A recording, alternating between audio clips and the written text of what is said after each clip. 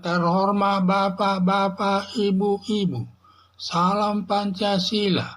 Bapak-bapak, Ibu-Ibu yang melihat video saya ini, tolong jangan lupa subscribe, like, dan di-share. Sifatnya gratis.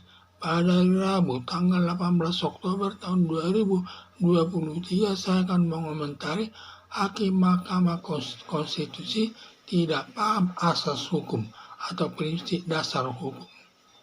Mahkamah Konstitusi telah memutuskan batas umur 40 tahun jadi cawapres atau sedang menjabat kepala daerah. Melihat putusan Mahkamah Konstitusi dengan putusan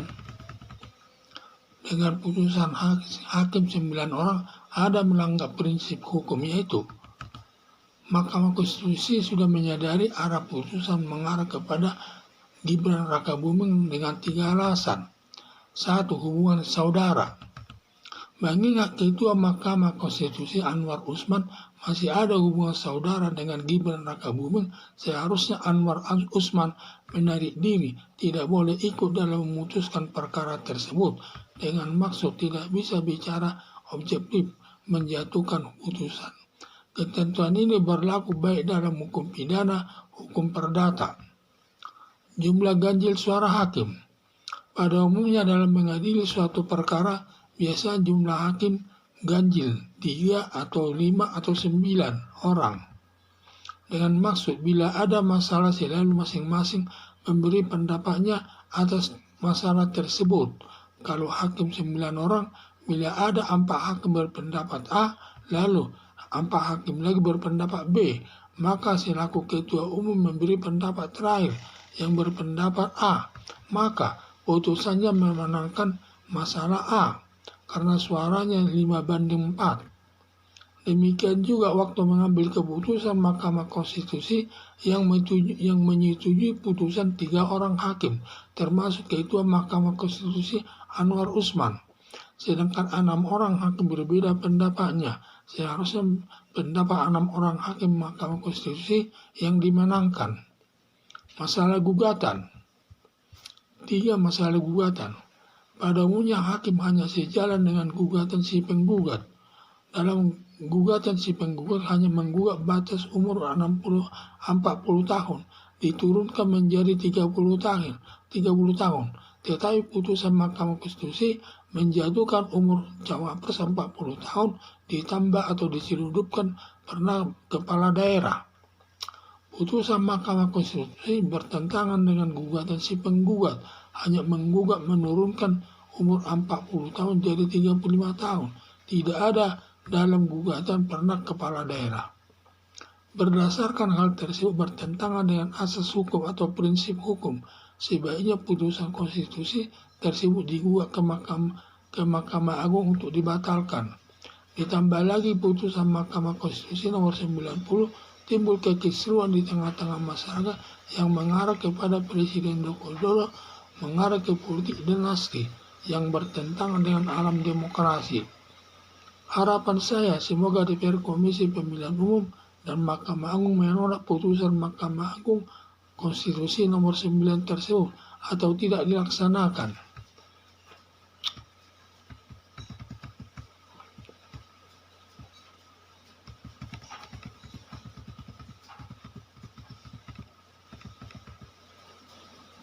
Mahkamah Konstitusi telah memutuskan batas umur 40 tahun jadi cawapres atau sedang menjabat kepala daerah.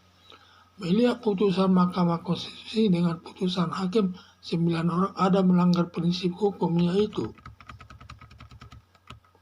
Mahkamah Konstitusi sudah menyadari arah putusan mengarah kepada Gibran Rakabuming dengan 3 alasan.